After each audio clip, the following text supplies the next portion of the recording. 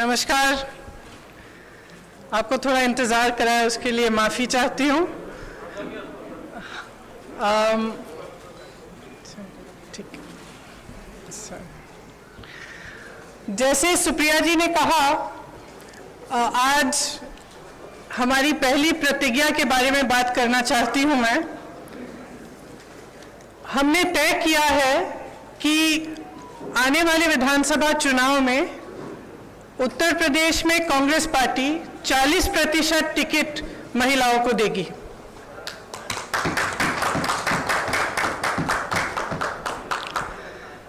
हमारी प्रतिज्ञा है कि महिलाएं उत्तर प्रदेश की राजनीति में पूरी तरह से भागीदार होंगी। ये फैसला हमने किस लिए किया?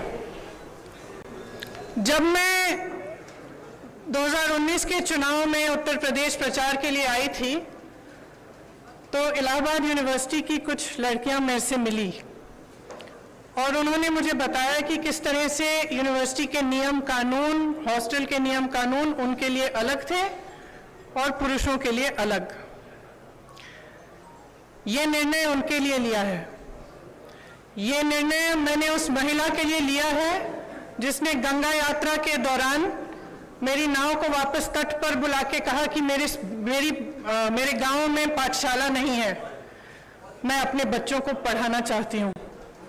ये निर्णय उस लड़की, प्रयागराज की एक लड़की पारो के लिए लिया गया है जिसने मेरा हाथ पकड़ के मुझे कहा कि दीदी बड़ी होकर मैं नेता बनना चाहती हूँ। ये निर्णय उसके लिए है। ये निर्णय चंदौली में जो शहीद एयरफोर्स के पायलट हैं उनकी बहन वैष्णवी के लिए है, जिसने मुझे कहा कि उनके भाई शहीद हो गए हैं लेकिन वो पायलट बनना चाहती है।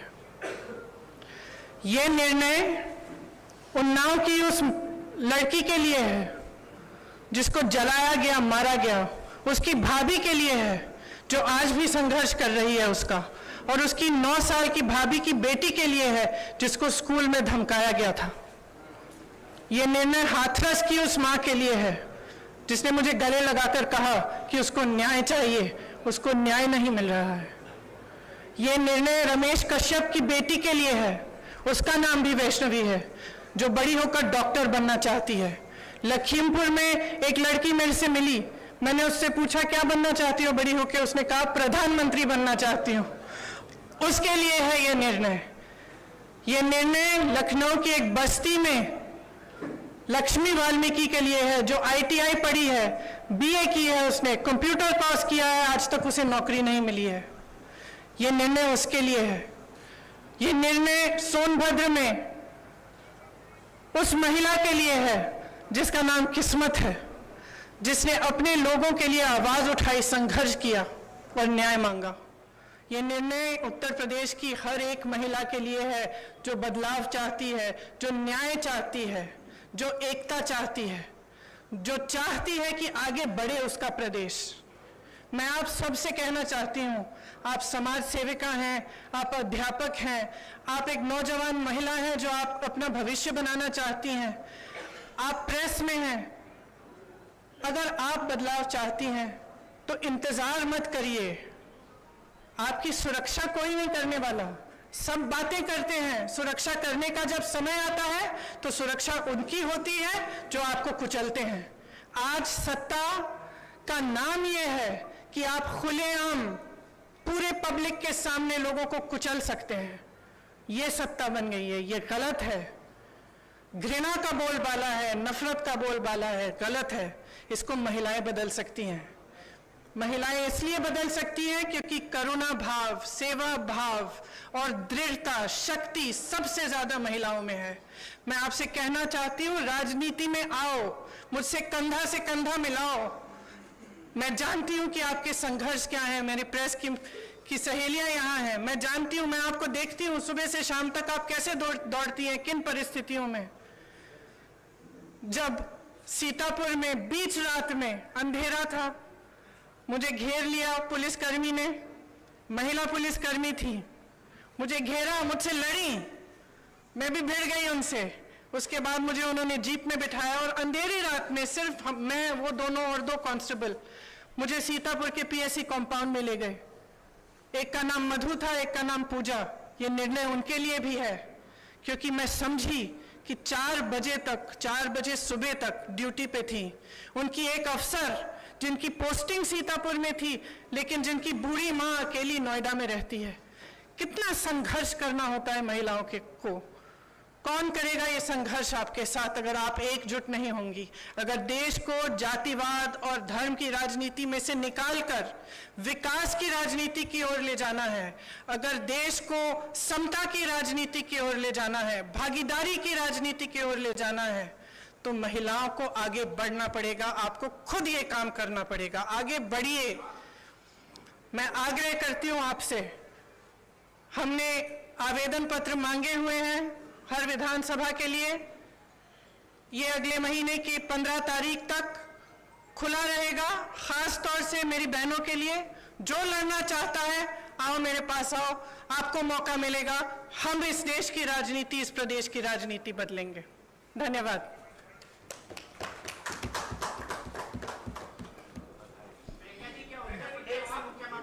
हम लोग सवाल लेंगे।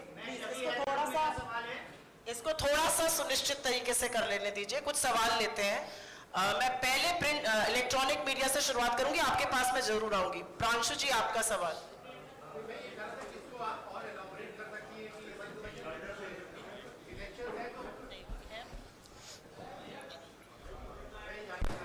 इसको अगर और इलैबोरेट कर सके इस डिसीजन के पीछे का एक पॉलिटिकल रैशनल क्या है, क्योंकि लोग ये चाहेंगे। सुनाई नहीं दे रहा। थोड़ा सा शांत रह जाइए, आपके कोलीग को सवाल। मैं ये पूछ रहा था कि इसको आप थोड़ा सा अगर और इलैबोरेट कर सके कि इसके पीछे का रैशनल क्या है, क्योंकि लोग ये कहेंगे कि चुनाव का सीजन है और आप इतना बड़ा एक गैम्बिट ले रही हैं कि आप कह रही हैं 40% टिकट, जो कि लगभग 100 टिकट से ज्यादा होगा, आप महिलाओं को। मेरी बस चलती तो 50 करती। तो इसके पीछे का रैशनल क्या है? दूसरा, क्या आपको लगता है कि ये जो प्रोसेस है अभी टिकट देने का, और उसके बाद आपकी पार्टी के अंदर जो ओवरऑल एक नेशनल लेवल पे यूपी के बियॉन्ड भी महिलाओं का जो रिप्रेजेंटेशन है, क्या उसको बढ़ाने के पीछे का थॉट प्रोसेस ओरिजिनली? देखिए, यहाँ पे बढ़ेगा तो नेशनली भी बढ़ेगा। मैं यूपी की इंचार्ज हूँ। यहाँ का निर्णय हम लोगों ने लिया है, सबकी सहमति के साथ लिया है। इसके पीछे, जैसे मैंने कहा, मुख्य सोच ये है कि जो महिला है वो एकजुट होकर एक फोर्स नहीं बन रही है। उसको भी जातियों में, धर्मों में बांटा जा रहा है। राजनीतिक पार्टियां सोचती है कि एक गैस सिलेंडर देके, 2000 रुपए देके खुश कर देंगे, लेकिन जो महिला का संघर्ष है वो एक बहुत लंबा और बहुत गहरा संघर्ष है। अगर हम समझेंगे नहीं कि हमें एकजुट होकर ये संघर्ष करना है, तब तक हमारे समाज में, हमारे देश में, हमारी राजनीति में बदलाव नहीं आ सकता है। तो सोच ये है कि हमें जाति से ऊपर उठकर, धर्म से ऊपर उठकर, जो प्रदेश है, देश है, एक तरह से हम महिला हैं, वो सबसे बड़ी चीज है हमारे लिए। हम एक दूसरे के संघर्ष समझें। जब हम देखें कि एक महिला लड़ रही है, तो हमारे मन में ये नहीं आए कि अच्छा ये तो ऐसी महिला है या वैसी महिला है। हमारे मन में ये आए कि ये महिला है, मेरी बहन है, मुझे इसके साथ खड़ा होना चाहिए, मुझे इसके साथ लड़ना चाहिए। ये भावना है इसके पीछे। जयनेन्द्र जी, एबीपी, उनका हाथ उठा हुआ है। मैं आप सबके पास आऊंगी, थोड़ा सा धैर्य रख लीजिए।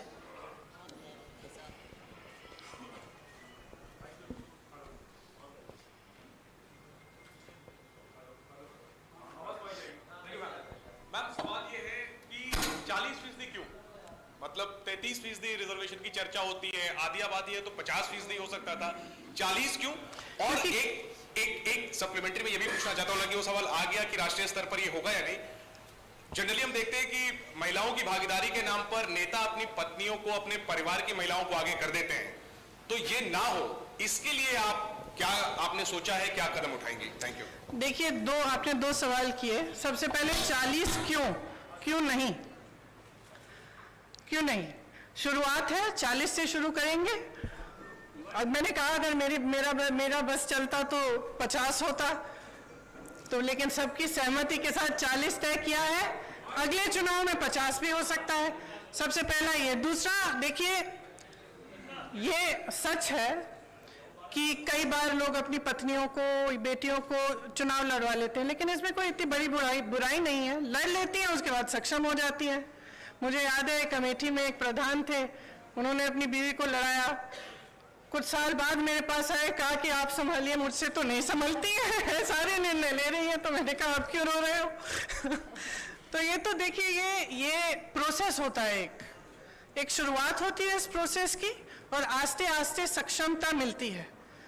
तो इसमें कुछ, मुझे तो कोई बुराई नहीं लगती है। सीमांत लखवी जी, भारत समाचार से।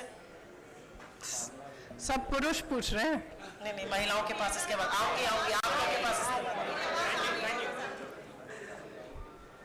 मैम, 2017-2019 में जिस तरह के नतीजे रहे हैं कांग्रेस के, ये सबने देखा।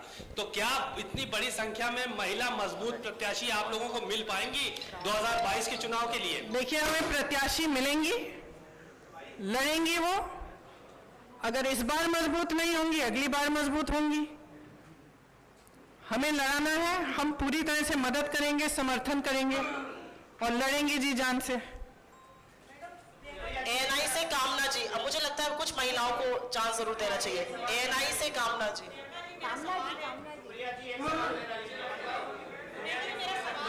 आप सबके पास आएंगे, थोड़ा सा धैर्य रख लीजिए, आप ही के कोलीग्स हैं। कामना जी, मेरा सवाल है, आपने उत्तर प्रदेश के लिए ये बात कही, मैं जानना चाहती हूँ जिस स्टेट में ऑलरेडी कांग्रेस की सरकार है, पंजाब हो, वहां पर तो चुनाव होने वाले, क्या यही फॉर्मूला वहां पे भी लागू करेंगी?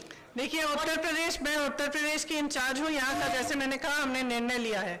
अब ये मिसाल बनेगा, अगर दूसरे भी इसको फॉलो करना चाहते हैं तो बहुत अच्छा रहेगा। प्रियंका जी, जातिगत आधार पर टिकट मिलते हैं, माफ करिए, एक सवाल प्लीज पूछिए, उनको खत्म कर लेने दीजिए, फिर आपके पास आते हैं। महिलाओं को जो टिकट दिया जाएगा, क्या वो जातिगत आधार पर दिया जाएगा? क्या वो जाति के आधार पर दिया जाएगा?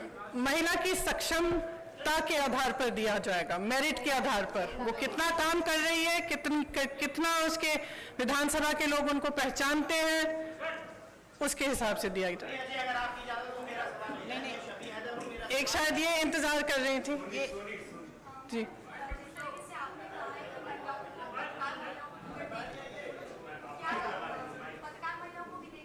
क्यों नहीं?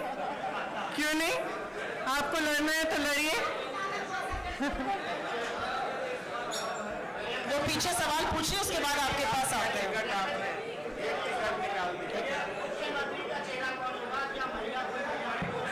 वो आगे जाके देखेंगे। क्यों? मैं जब बताऊंगी, जब बताना चाहती हूँ। 1 मिनट रुक जाइए सर। हाँ, आप पूछिए मैडम। रितु सिंह लखीमपुर वाला भी दोहरा दीजिएगा।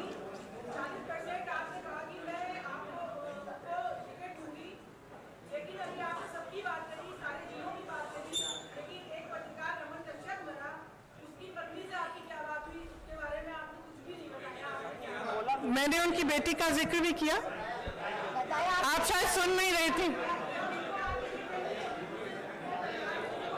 सॉरी, और वो लड़ना चाहेंगे तो जरूर। 1 मिनट रुक जाइए, उन्होंने जिक्र किया, शायद आपने सुना नहीं, उन्होंने उनकी बेटी के बारे में क्या बातचीत हुई उसका पूरा जिक्र किया। सिद्धार्थ कलहंस जी, बिजनेस स्टैंडर्ड से, यहाँ पे 2 मिनट बैठ जाइए, अभी वो पूछ रहे हैं, उनके हाथ में माइक है।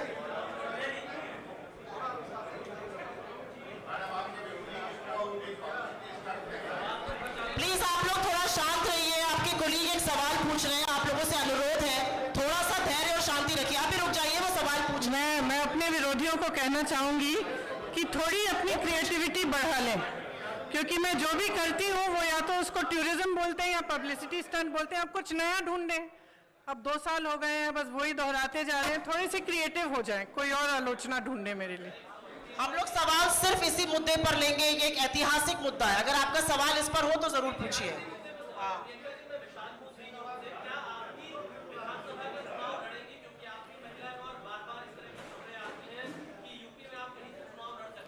ये निर्णय मैंने अभी लिया नहीं है, अभी कुछ टाइम है चुनाव के लिए, मैं ले लूंगी।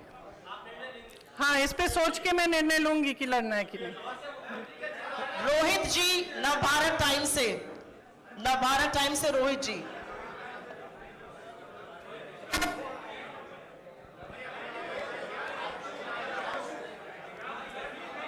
माइक दीजिए इधर।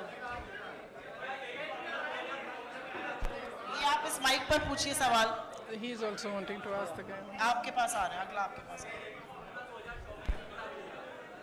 Sorry. फॉर्मूला 2024 में भी लागू हेलो होगा। आशा है कि 2024 में इससे ज्यादा होगा। आपका सवाल।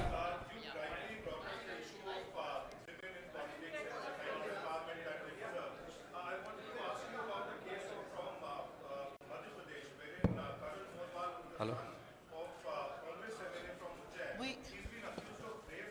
We are restricting, I'm sorry, but we are restricting questions only to this issue. No, this is a historic issue. I will not let any other questions be asked. Please respect my prerogative. This is a Shall we historic do one thing? Shall we have a separate interview and I'll answer your questions? We cannot have you. Next question, please. मैं समर्थ हूँ आज तक से। मेरा सवाल है कि अखिलेश यादव लगातार कह रहे हैं कि वो मुख्य विपक्ष हैं। कांग्रेस पार्टी और प्रियंका गांधी, आपका इसको लेकर क्या कहना है? आप इस मुद्दे पर अगर आपका सवाल हो तो जरूर हाथ उठाइए। आज ये ऐतिहासिक है, मुझे लगता है कि इस मुद्दे को समझिए। आज तक आजाद हिंदुस्तान में 40% टिकट किसी भी पार्टी ने कहीं पर भी महिलाओं को नहीं दिया है। इसकी थोड़ी सी ऐतिहासिकता को समझिए। प्रिंट से प्रशांत जी सवाल पूछना चाहते हैं, उनके पास माइक दीजिए। आपके पास भी आएंगे। मैं कहीं जा नहीं रही हूँ। अभी तो पत्रकारिता मैं कहीं जा नहीं रही हूँ। प्रियंका जी, आपने तो सवाल पूछा। मेरा सवाल ये है कि सुनिए, मैं कहीं जा नहीं रही हूँ, मैं यही हूँ। आप पूछ लीजिए इसके बाद। प्रियंका जी, सवाल ये है कि कांग्रेस में कैंडिडेट्स का सिलेक्शन और कैंडिडेट्स की एप्लीकेशन पिछले 2 महीने से लिए जा रहे हैं, लगभग 1.5-2 महीना हो गया। लेकिन फैसला आज आप ये करते हैं कि 40% टिकट आप महिलाओं को देंगी। तो क्या जो जितने भी कैंडिडेट्स ने अभी अप्लाई किया, क्या उनमें से कोई जेन्युइन नहीं थे तो 40% का फैसला करना पड़ा, या नतीजों को ध्यान में रखते हुए, क्योंकि कांग्रेस का गठबंधन भी अभी क्लियर नहीं है किसी के साथ होगा या नहीं होगा, या जो भी पहले के नतीजे रहे हैं, या उनको देखते हुए ये फैसला लेना पड़ा कि 40%? देखिए, ये लेना पड़ा नहीं है। ये फैसला मैंने आपको समझाया किस लिए लिया। मैंने इससे पहले काफ़ी इलेबोरेट किया कि क्यों लिया गया है ये फैसला। ये फैसला महिलाओं के सशक्तिकरण के लिए है। इसके पीछे और कोई छुपा राज नहीं है। यहाँ से कुछ सवाल थे, अगर इस मुद्दे पर हो तो आप जरूर पूछिए। इस मुद्दे पर है,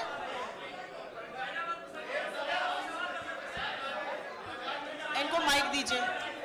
एक करके पूछिए। ये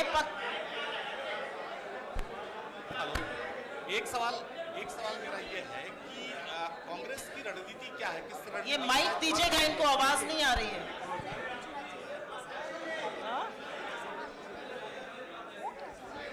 आने वाले चुनाव में बड़ी चुनौती है कांग्रेस के सामने।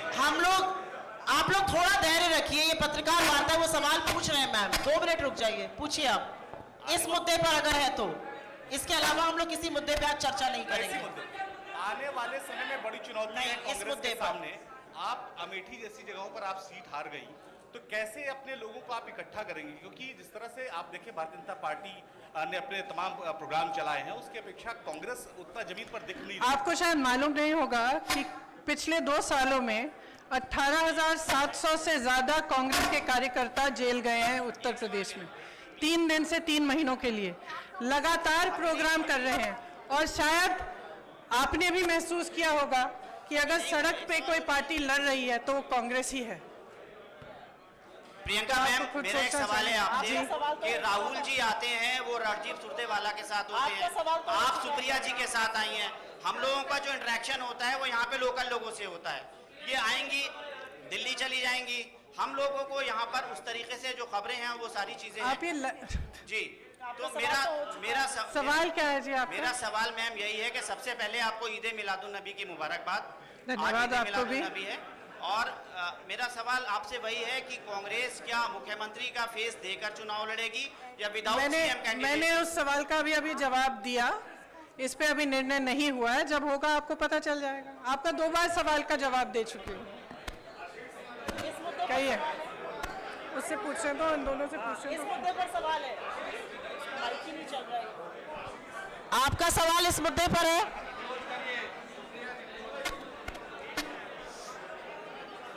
इनको माइक दे दीजिए ना पीछे।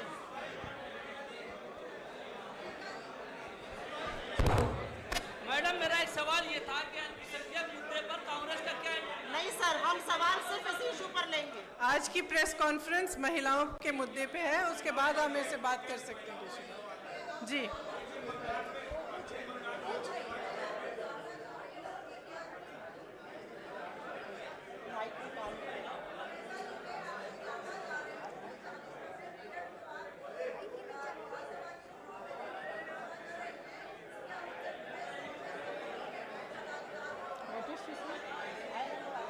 सुनाई नहीं दे रहा।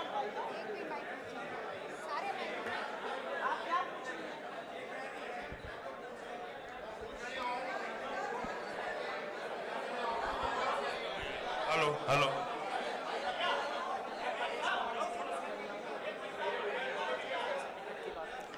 देने की पूरी कोशिश करेंगे हम। अंतिम 2 सवाल लेंगे आप प्लीज। उधर से काफी समय से इंतजार कर रहे हैं। टोटल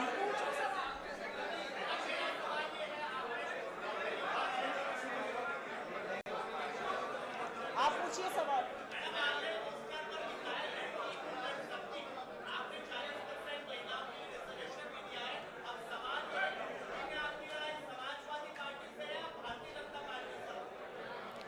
मेरी लड़ाई एक नए तरह की राजनीति को बनाने के लिए है।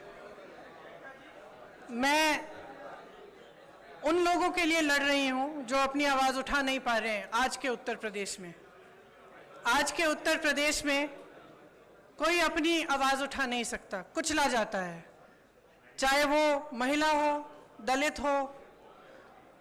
जहां जहां पे भी मैं गई हूं, मैंने यही देखा है कि जो पीड़ा में है, आवाज उठा नहीं पा रहा है, लड़ नहीं पा रहा है, उसको कुचला जा रहा है, तो मैं उसके लिए लड़ रही हूं। और मेरी राजनीति सिर्फ इसलिए है कि यहाँ पे बदलाव आए, कि कुछ आशा, कुछ उम्मीद जागे कि उत्तर प्रदेश आगे बढ़ सकता है।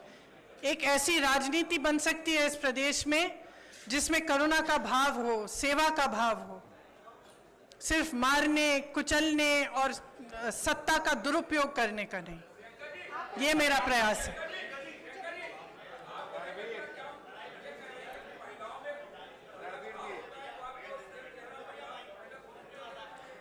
अब ठहरिए, देखिए क्या होता है आगे आगे।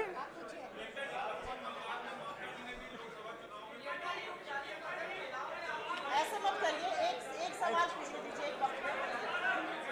एक सवाल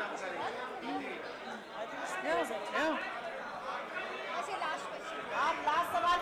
आप यहाँ पे मुझे कम महिलाएं दिख रही हैं, इसलिए इतना कम अनुशासन है। देखो कितनी शालीनता से खड़ी है वहां पे पीछे, और आप सब चिल्ला रहे हैं। हम लोग अंतिम सवाल लेंगे।